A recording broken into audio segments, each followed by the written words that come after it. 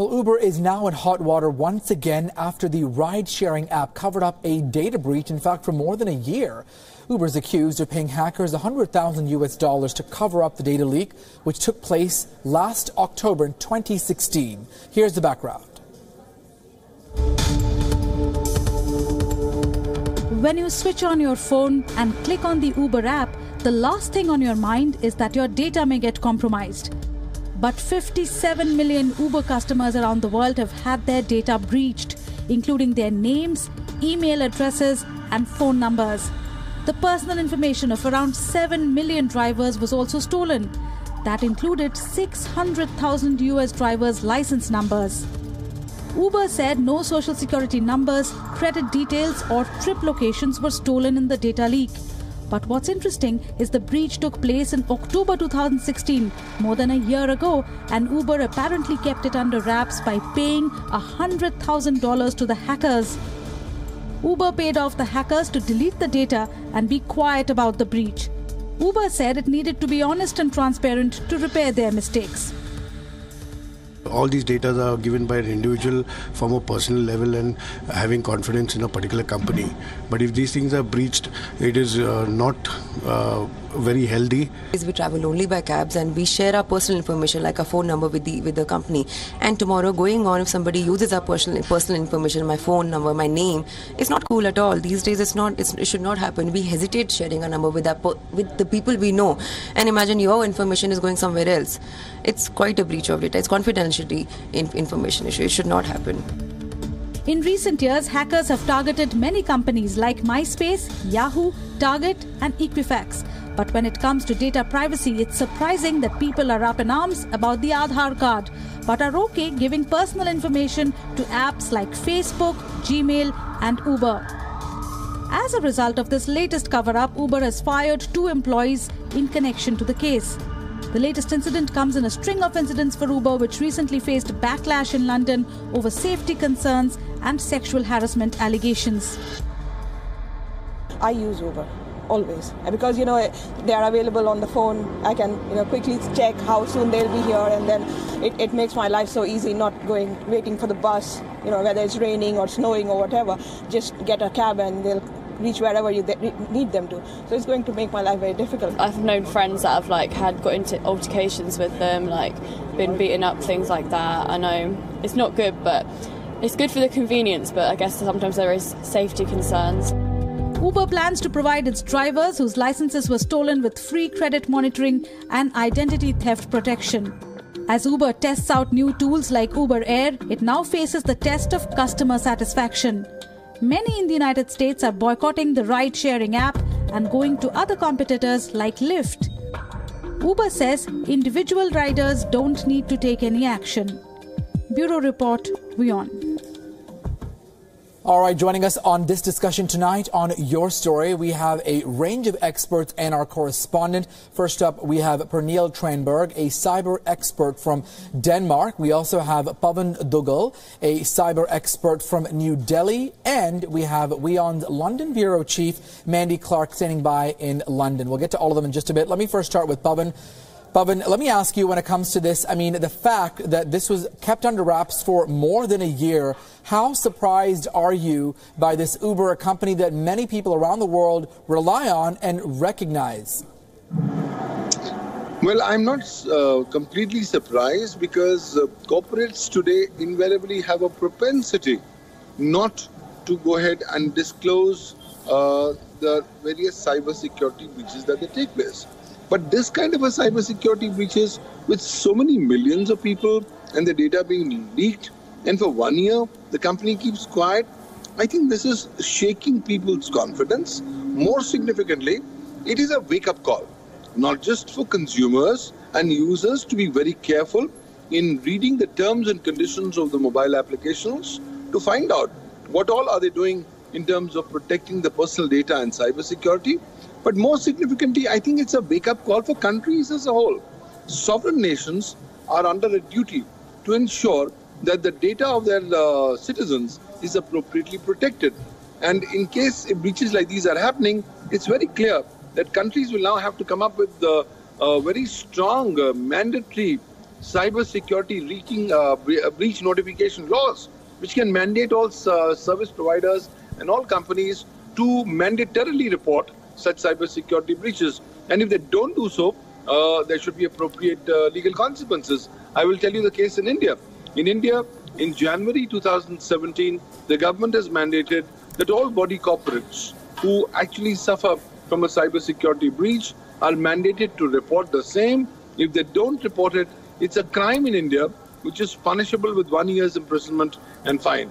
So I think going forward, it has to be a wake-up call, but more significantly, we as users of this digital ubiquitous ecosystem must be now mentally prepared that breaches like these will continue to keep on happening, and the onus is on us as individuals to protect as far as possible our own personal data. Absolutely. Very interesting points that you've brought up there, Pavan. Let me also bring in Mandy Clark from London. Mandy, we've talked about this, I guess, fortunately or unfortunately, about Uber in the past. This is not the first time. In fact, just a few months ago, we talked about the license almost being revoked there. So Uber has been in hot water time and time again, now with this latest data breach cover-up in the previous time about safety and security after sexual allegations came in terms of drivers. What does this mean for Uber in terms of its brand value? Will this mean that people stop using Uber and perhaps go to other apps or perhaps even taxi cabs? Every negative story is going to bring a question on whether people should use it. Uber has been perpetually in the news here in the UK. What I can say is they might face even more fines because the Britain's regulatory authority has a £500,000 maximum penalty when it comes to not reporting a data breach to users and regulators. And obviously they waited for an entire year, so they might face penalties in the UK. Now, Uber hasn't they said 57 million customers, but they didn't say where in the world that data breach happened. But if it did happen in the UK, then certainly they could face even more fines. That keeps them in the headlines. Negative headlines is a loss of consumer confidence. Absolutely. Certainly impacting the customers. In fact, in the United States, many of them are now boycotting Uber, trying to go to other apps like Lyft. We'll come back to Pavan and Mandy in just a bit, but we also want to bring in Pernille from Denmark, a cybersecurity expert. Great to have you in the program here. The latest incident certainly impacting Uber's brand value. Your thoughts? Well, it means that the reputation is going down and that most of us now are realizing that it's not even a taxi company. They branded themselves as a sharing economy. A lot of people realized it was a taxi company, but actually it is not a taxi company. It's a data company. And those of us who have followed Uber closely since the beginning, we know that data is actually the most important commodity for Uber. Pernille, how can people protect themselves? What are some things that people can do in case they're one of these 57 million people in this latest data breach? Again, we don't know the details about which cities or which countries are impacted, but we do know that it's 57 million people around the world, 600,000 drivers. Some tips. Well, I would always try and find an alternative to Uber. If there's a taxi company with an app who are more responsible with data, if they have a really cool, understandable privacy policy, I would go for them. But if you had to go for Uber, you really, really want Uber, I would definitely turn off my location every time I'm not using Uber, because if you give them full access to your location through the app, they will gather that data constantly, all data about your location. So turn that off and then give them the very, very minimum as possible of data. Even if you can use a pseudonym, that would be a good idea, and pay in another way than with a credit card, I don't know. But you have to work in a way to give them as few data as possible. All right, let's talk about this from the broader perspective, not just specifically with Uber, but, in the recent months, we've seen data breaches time and time again. I mean, we are now living in a different world, a digital world. We're always online, Gmail, Facebook, using apps, giving our information online, but that is certainly not stopping hackers from getting that personal data and perhaps using it or disposing it on the dark web. In fact, Equifax, Yahoo, many companies have become victim to cyber attacks. Pernille, let me ask you, How do people stay safe online, not just with Uber or apps, but in the broader scheme of things? Are there some things, perhaps using different aliases or things you shouldn't put online? Because the other day I wanted to buy a hotel room in Tokyo, and I did that where I blocked the cookies so nobody could follow me and know that I were there for the second time, and I got a really okay price. But then I thought, well, I'll try and change my location and pretend that I'm in Germany, and then I got a price 20% lower. So it's just to tell you that it's not only, ads aimed at you, it's a lot of other stuff. It's also pricing, different prices, and if you want to control your own data, you get more. You can get better prices. So we're seeing economically and politically a manipulation today, and it's not only the exact Uber, but that's a part of the big puzzle about your profile. All right, Pernille, Mandy, and Pavan Standval, we'll come to you in just a bit, but now let's also talk about specifically the hacking episode and what that entails.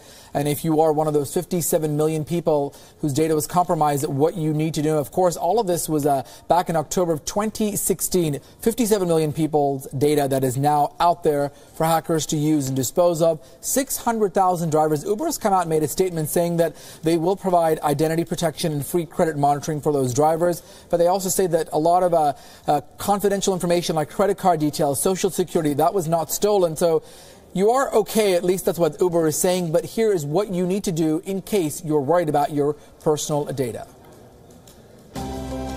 Uber has admitted that hackers managed to get access to personal information of its customers, such as names, email addresses, and phone numbers during the hack. That is enough to set off alarm bells. This set of personal data is enough for hackers to conduct cyber crimes. For instance, users may receive a lot of spam or ads on their mobile phones. Also, with this set of information, hackers could carry phishing campaigns by creating fake Uber accounts. They can also ask users to confirm their banking details or to click on links that would allow viruses into their devices. Not only this, personal information can also be used to perpetrate identity thefts. While Uber may or may not update you if your account was affected by the hack, we suggest you assume it was compromised. It is better to be safe than sorry. Therefore, you must take a few precautionary measures without any delay. Change your password immediately and don't keep an old password. Be wary of notices and messages from Uber seeking personal information. There is a possibility those might be from hackers and not Uber. Don't fall for tempting discounts, as that could be another attempt by hackers to extract sensitive information. Try using alternative email addresses for these sorts of services and not your main address. While Uber says it is conducting an in-depth investigation, we suggest you do your bit to keep your online world safe and personal details protected. Bureau Report, WION.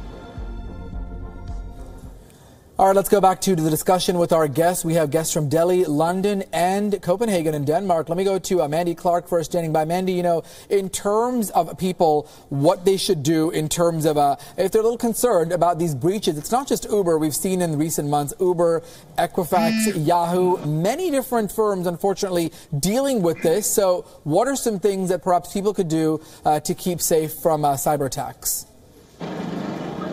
And we are seeing lots of data breaches here in the UK, even when it came to TalkTalk. So it's a problem that reaches beyond Uber. Keeping your data safe, a lot of that is phishing. What we've seen is when they get information, it's those phishing attacks. It does require the user to click on something. In fact, the WannaCry virus that infected the entire NHS, which is the National Health Service here, was done because someone in the NHS clicked on an email that they shouldn't have. They hadn't updated their security patches. That's another big thing with your computer. Always make sure your computer has the right security patch. They clicked on it and they got the virus. So it's really avoiding those phishing emails, which can be very tempting. or insisted that you must click this for whatever security reason, and often that's where people get tripped up. Absolutely. All right, let me bring in Pavan back into the conversation. Pavan, in terms of what people could do to be safer, if there is a word like that. So, I mean, it is hard. You know, we're all so connected online. We all rely on these things. And as we pointed out in the story, I mean, when you book an Uber or any app, it's the last thing you think about, that your data may be stolen. Perhaps you could share some tips in terms of keeping ourselves safe online from hackers. I think a big learning from this episode is that we will need to inculcate cyber security as a part of our day-to-day lives. The expectation that our data will be kept safe either by the government or by any service provider or any platform is a misplaced expectation. So I think going forward, you need to be very, very careful that you should only be disclosing such amount of data that you think is bare minimum necessary.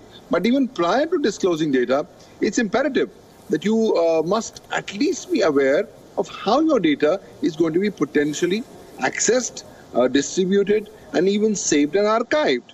And that's where the privacy policies become so very important. I think today, when you read the terms and conditions of any app, I will also encourage you to just see through the terms and conditions and find out what specifically cyber security mechanisms, procedures, and processes are being adopted by the said company in respect of your own data. So I think caution, due diligence has to be the mantra. We cannot be complacent. We cannot think that we are insignificant and that nobody in the entire world would be interested in us. We have to be alive to the fact that we are today all data objects.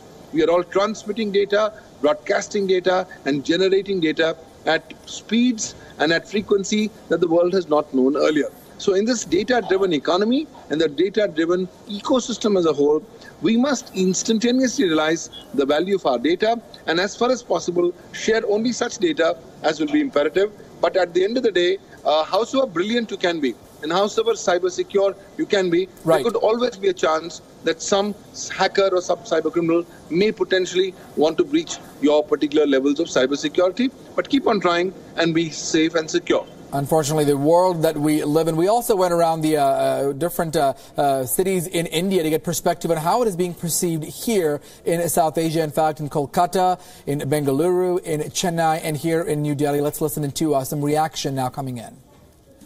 All of us use smartphones, and somehow through Paytm and all digital transaction stuff, our banks are connected to the phones. And if Uber or any agency has those details, and if they get hacked, it's a matter of worry. My phone has a lot of apps. Like I do online payments, e-banking, so it is a matter of worry. It is the real concern, one has to face, because all these data are given by an individual from a personal level and having confidence in a particular company. But if these things are breached, it is not very healthy. I believe data is one of the most important assets, not only for corporates but also for individuals, because loss of data can cause loss of finances, loss of sales, loss of personal information. And imagine your information is going somewhere else. It's quite a breach of data. It's confidentiality information issue. It should not happen. And I'm not okay with it. I'm sure a lot of people won't be. It's not only about the matter of being a guy or a girl. Person should not be okay with it. It's really bothering and the situation is very bad. Maybe the cybersecurity or something has to be, by the government of India has to be set up to monitor this, and people has to be safeguarded from this, because it's really bothering situation for them. It bothers us so much. It's like, if for normal citizens, like some country like India, even where the government have not put a very big policies for these things, it bothers us so much, like we are being watched by someone. If the account has been hacked, so that's a big issue, because they must be facing some problem while using our rights, and the data which we have been shared with the Uber, if that is not confidential, then obviously that's a problem for the public. My Paytm account number, so that's why by which they can hack my Paytm account also, and my mobile number is also there. It can be used by someone. I can get malicious calls from someone else who hacked it. There's a lot of problems you may face. I feel really bad. Like, it's the worst thing that can happen to a female. Like, as a female, my phone number should be very, like, no one should know it unless they're related to me or I know them personally. If they get our details, then it's really miserable for us because we will get disturbed and they will like text us and send messages, which will be like really bad for us. Some strong measures will be taken to control this leak, and it will not be as widespread because Uber has been in the scene for a long time. I'm sure they have excellent restrictive and protectionist policies. So at first I might be a little agitated, but I still believe that as an international organization, Uber can control this. My information, where I am going, where I am living, this is totally becoming risky. Like Facebook, through Facebook, people can know when I check in, people can know where I am. Anyone who has enmity with me, he can track me and do harm to me. All right, let's go back to Denmark, where Pernille is standing by. Pernille, give us some tips with regards to hacking, not just with Uber, but overall things that people can do to be safe. It's not only cyber attacks, it's also abuse of data from the specific companies, right? So what you can do is that have a principle saying only use your own real name when you are professional online. So if you do anything which is not professional, you could operate with pseudonyms. Then you should use ad blockers and block for the tracking of you between all the websites out there. They share all the data. If you go to a cancer website, hundreds of companies will know you're interested in cancer. And then you should use a VPN to encrypt the communication between your gadget and the Wi-Fi or the server you are on. And then you should only give your data to companies you trust. I would never use Facebook Messenger because they take all the data in your iPhone or in your phone and use that data. I would use something called a WION, for example, a German app, or Signal, an American app, where they don't abuse data. So you could start looking for privacy tech tools that actually help you control your own data. All right, and really quickly, let's go to Mandy Clark standing by in London. Mandy, what about companies like Uber when it comes to data breaches? How much do you think they should be held accountable? We understand the FTC federal agencies are investigating this now, but what onus should they take given that they've really been irresponsible with 57 million people's personal information? Well, you know, the current CEO admitted that this should never have happened, and he makes no excuses for it. But they absolutely should have owned up immediately because it creates a lot of mistrust between the user and the company. Why was there such that long period of time, that year before they admitted to it? They paid off the hacker for them to delete the data, but they're hackers. They're criminals to begin with. There's, you know, is there a likelihood that they actually did what they said to get the money? There raised a lot of questions, a lot of mistrust. They will likely face fines in Britain if it's found to be in Britain, and likely other companies around the world that do have high levels of data breach regulators that insist that companies are transparent, so that improves that trust between company and customer. Absolutely. A wait and watch game to see what happens. Mandy Clark, thank you for your input. Pernille Tranberg as well from Copenhagen, and Pavan Dugal from India as well. We appreciate all of your insights. Unfortunately, that does it for a special report and our discussion tonight here on Your Story. Everyone has a story to share. If you have one to share, let us know on Facebook, Twitter, or Instagram. I'm Archit Seshadri. Thanks so much for joining us tonight. Good night.